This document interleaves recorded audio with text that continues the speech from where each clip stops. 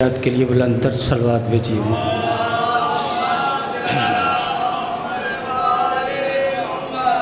بانیان مجلس کی مرحومین کی بلندی درجات کے لیے بلند تر صلوات۔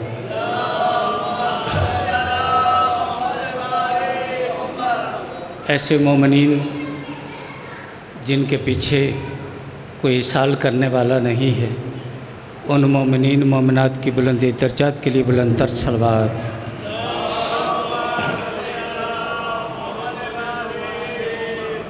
پارا چنار کے شہداء کی بلندی درجات کے لیے بلند تر صلوات۔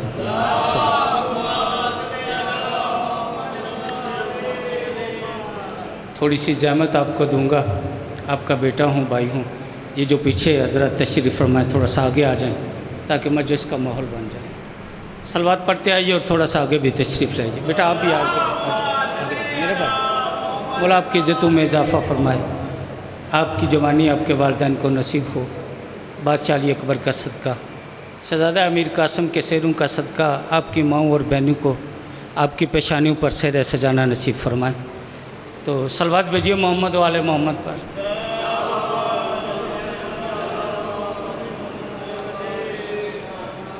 نعرہ تکبیر، نعرہ تکبیر، نعرہ رسالت، نعرہ رسالت، نعرہ حیدری، نعرہ حیدری، حسینیت، حسینیت، یزیدیت، یزیدیت، آل محمد کے دشمن پہ لعنت، آل محمد کے دشمن پہ لعنت، ہر دور کی حجت خدا کے دشمن پہ لعنت، ہر دور کی حجت خدا کے قاتل پہ لعنت، مخدومہ کونین کے قاتلوں پہ لعنت، بنت پیمبر کے دشمن پہ لعنت۔ درود بر محمد و آل محمد۔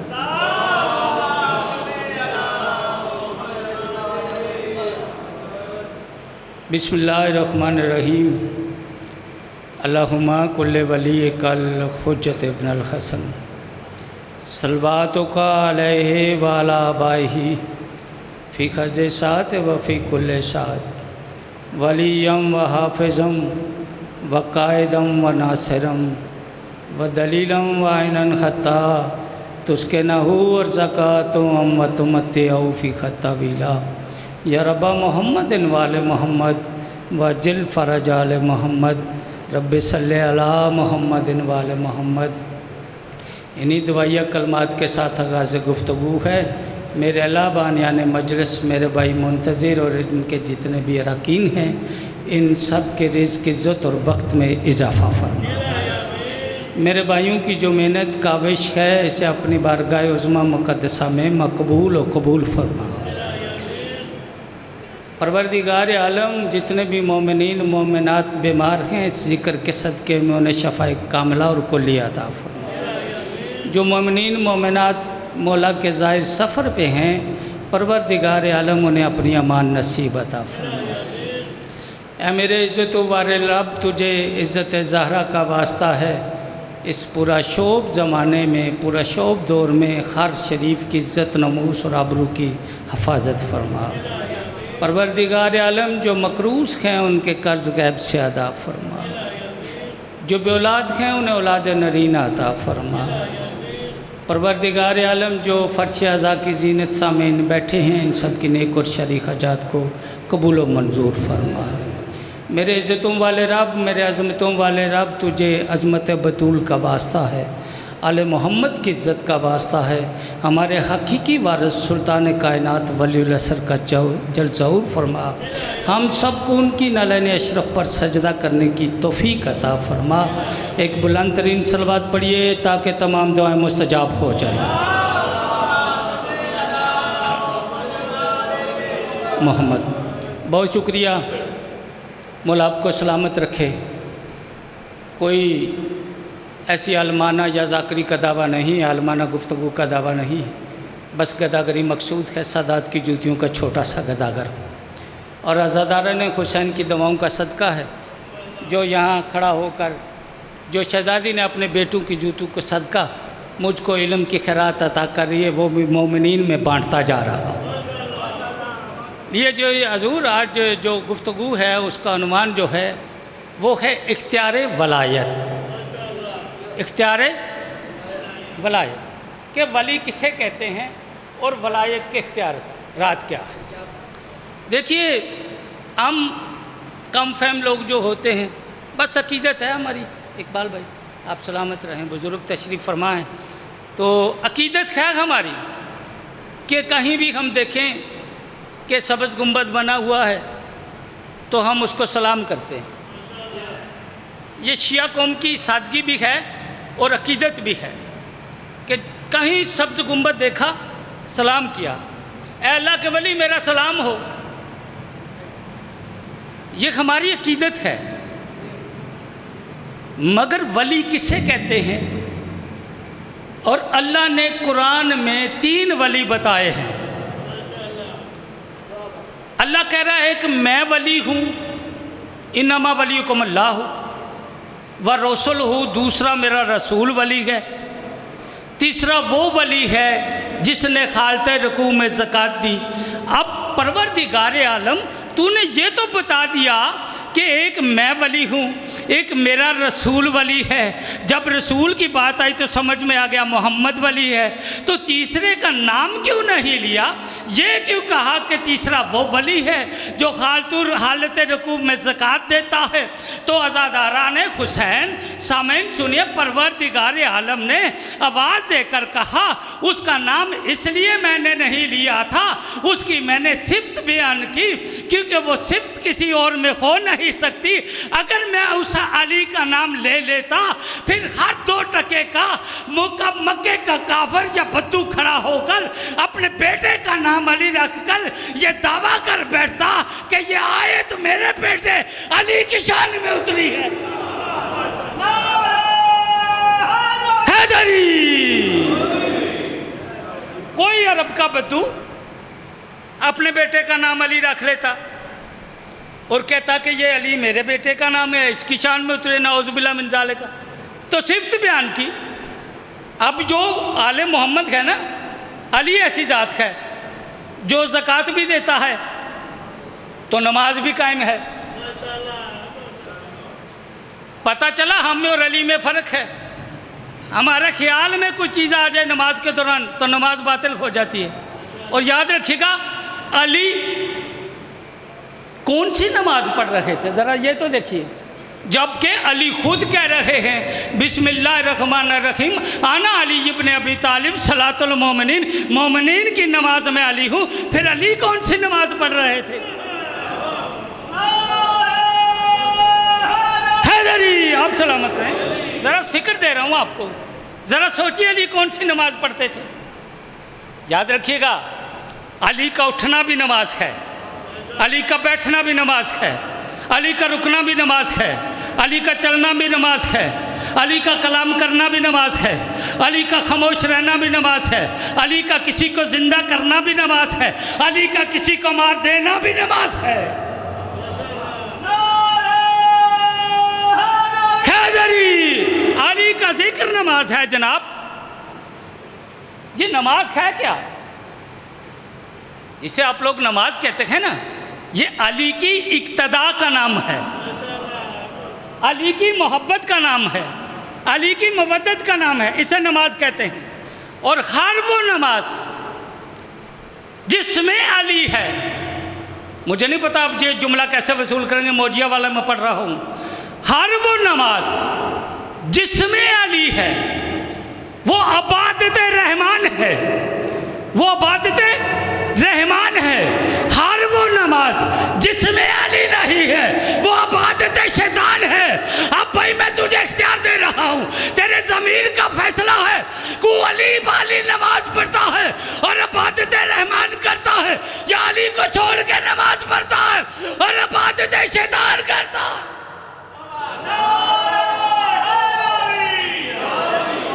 تھوڑا سا ساتھ دیجئے، تھوڑا سا ساتھ دیجئے، زیرک مجمع ہے میرے سامنے۔ علی روح نماز ہے۔ علی کیا ہے؟ روح نماز۔ مجھ سے پہلے قبلہ ایک جملہ کہہ رہے تھے کہ علی قرآن کے ساتھ ہے، قرآن علی کے ساتھ ہے۔ میرے اور آپ کے 5वें ताजदार वलाई हज़रत इमाम मोहम्मद बाकर अलैहिस्सलाम, सलवात भेजिए मौला की ज़ात पर।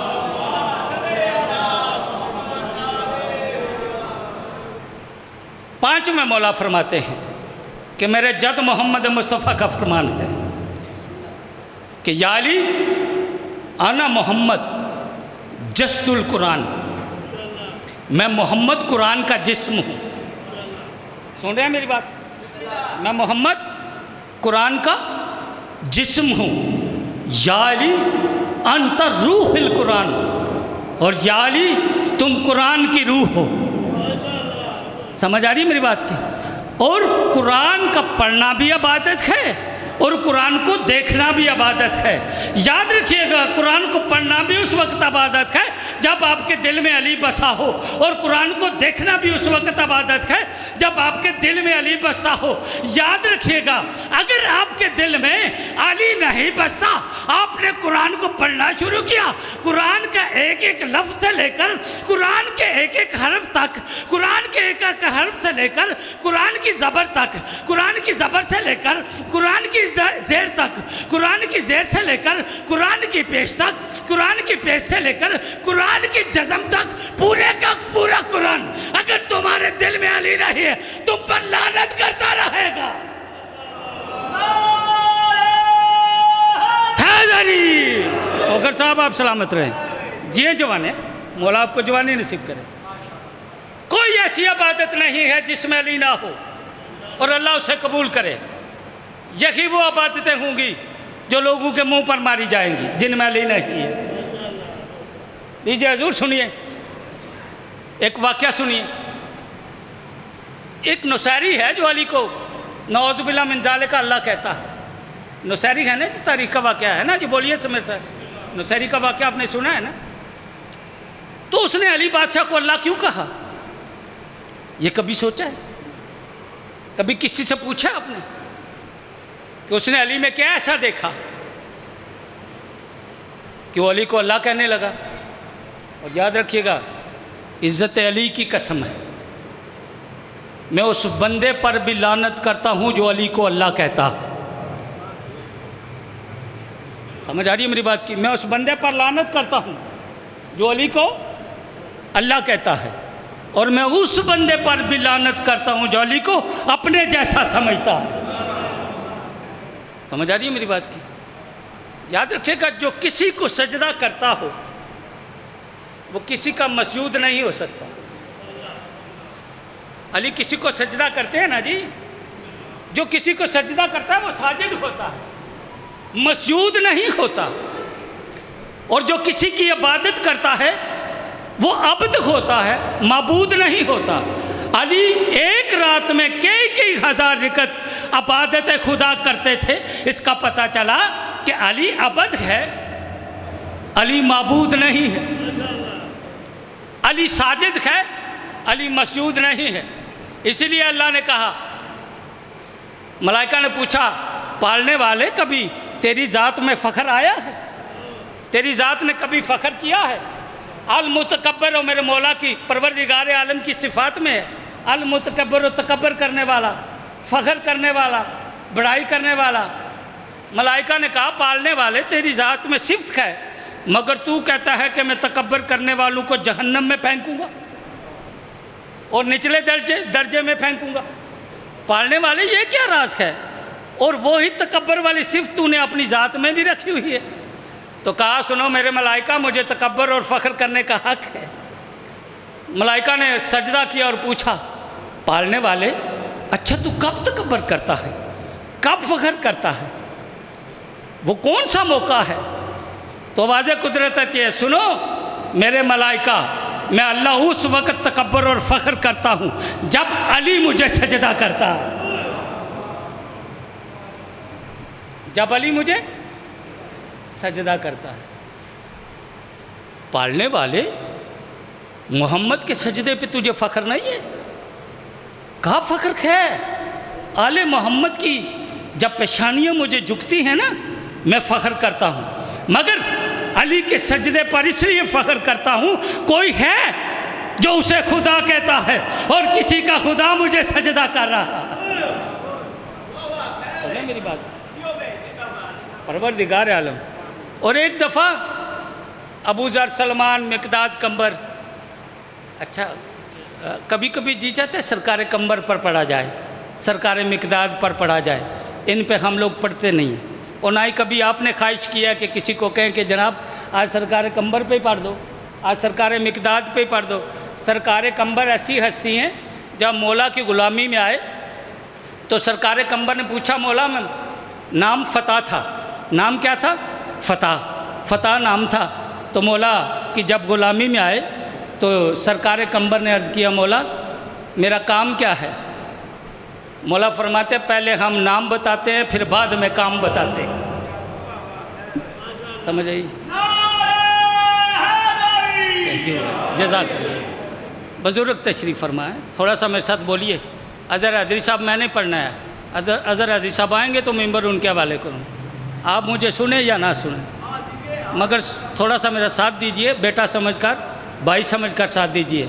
यहाँ कलेजे का ज़ोर लगता है और बड़ी ज़िम्मेदारी के साथ बोलना पड़ता है।